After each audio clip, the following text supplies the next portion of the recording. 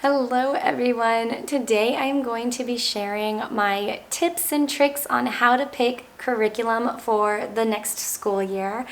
This is a collaboration hosted by myself and Davene over at Calm in the Chaos Homeschool. I'm going to link her channel and the playlist down below in the description bar, and I cannot wait to see how everybody approaches this topic. I'm so looking forward to seeing, how everybody goes about it and whatever tips that they have to offer today. Now, if you have followed me for any length of time this past year, you know that we have really struggled with finding the right language arts curriculum for my fourth grader. And it was getting to the point where I was just going round and round trying to rack my brain on what do I do with this kid? Do I keep him because we're currently using the good and the beautiful? It's like, do I keep him in the good and the beautiful even though it's not working? And do I alter it? Do I try another curriculum? Do we just go back to Masterbooks because it wasn't my favorite, but he was at least doing well in it? Like, what do I do?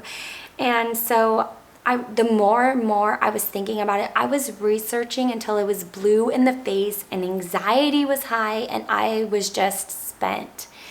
And then, and this might sound a little crazy to some of you, but God kind of whispered in my ear and told me, why are you homeschooling? Are you homeschooling because, the main factor in this is for you to have the best language arts curriculum where your son's not going to hate writing, or are you homeschooling because you want him to know me? And that just gave me such a sense of peace and reassurance and just a whole new perspective.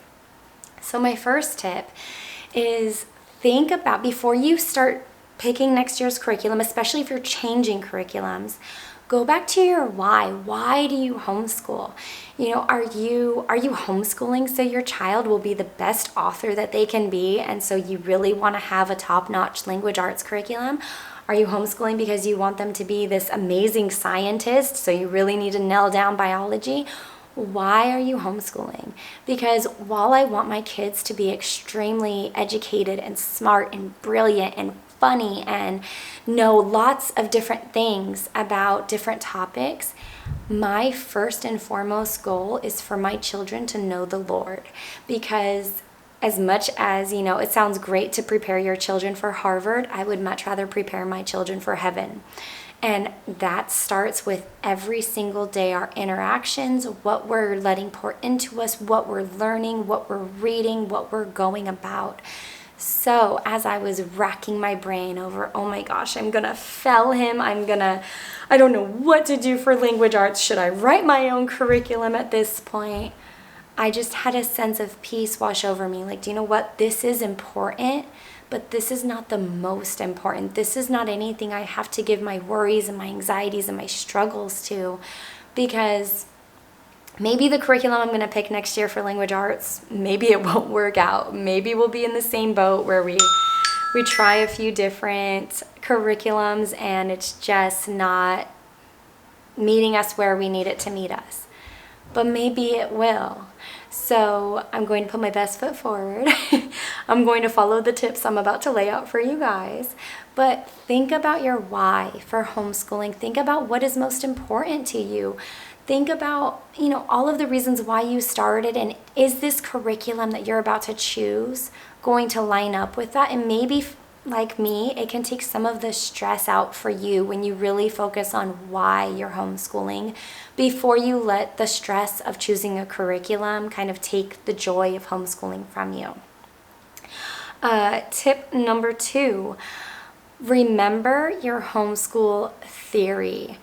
This is such an important one for me because I have tried to veer away from it. Sometimes we like to follow a Charlotte Mason approach.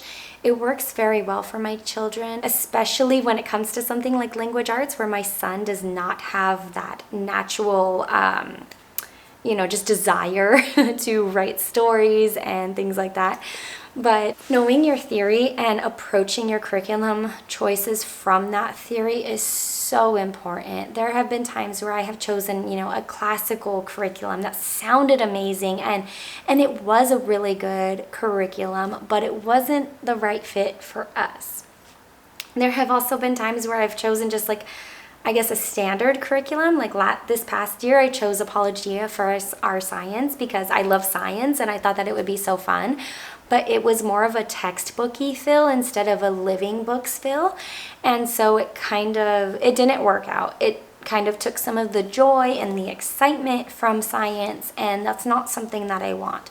So know your theory and base your curriculum choices on that theory, because I think as homeschoolers, we can, especially if you go to like the homeschool convention where there's many different vendors, it's very easy to get kind of in the shiny mode of all the different curriculums, and then you get excited and you hear people like really talking it up and you're like, oh, this is gonna be amazing. And then it doesn't even fall anywhere near, how you like to homeschool, and you're just like, this is not working. So know your theory. Tip number 3 that I like to ask myself, is this something that I have to pay for every year, and am I going to be comfortable paying that amount of money every single year? Now, I say this because depending on your approach to homeschooling, homeschooling is as expensive or as inexpensive as you make it. So I've said that many different times on here, but I think it's always helpful to hear that and hear it multiple times, especially when we go start choosing curriculum. Because if this isn't a curriculum that you've never chosen before, it's good to remind yourself, like, do I have the means to do this? Do I actually think it's going to work? And is this something that I'm going to be comfortable paying for long term? Now, as I've been researching for next year's curriculum, I found one that was a math curriculum, and it sounded wonderful. It sounded really great. It had wonderful reviews, but it's $300 per year per kid. That's way too much money. I'm never going to spend that on an elementary school math curriculum.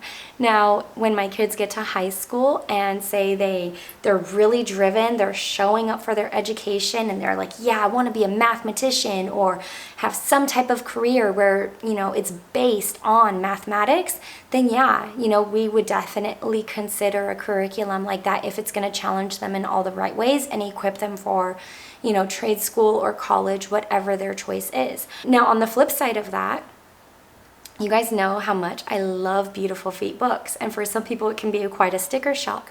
But for me personally, I don't mind paying $200 to $300 for their curriculum, because that's a curriculum that I can use over and over with not just one child, but with multiple children.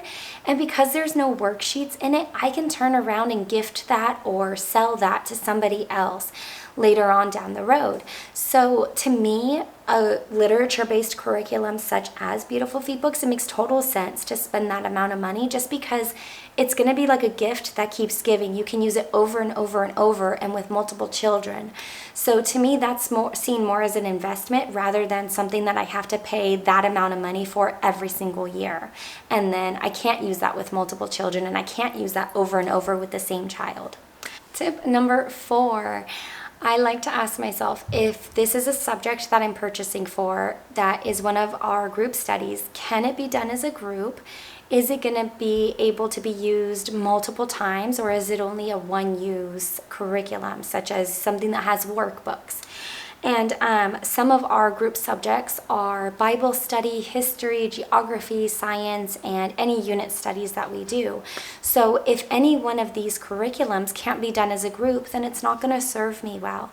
So make sure that you're thinking about that. Maybe you don't currently do, especially if you have multiple kids. If you only have one kid, that's not going to matter. But make sure that you're considering this, because if you're not currently doing any of these subjects or others as a group study, then maybe this is your time to start considering that, to make your life easier, to kind of put your kids on the same playing field. They can talk and learn about the same material and just, grow bigger bonds that way. Tip number 5, which is my very last tip and probably one of my favorites besides the first tip that I gave you guys, but look at YouTube videos and talk to your homeschooling mom friends, or even asking in homeschooling groups online. That has been so helpful for me, because there have been times where I've been really struggling, especially with language arts this year, between 2 different curriculums. And I'm just like, oh, I don't know, they both sound so good, but for different reasons. So when you can go onto YouTube and see an actual flip through and see inside the book, or hear another mother's account on the things that she liked and the things that she didn't like and why it worked or didn't work for her family, that is such helpful knowledge to utilize as you're weighing all of your choices. And one of the other things that I really love about hearing, the pros and cons is that sometimes somebody's cons or dislikes of a curriculum is the exact thing that you are looking for, and that completely sells you on that curriculum.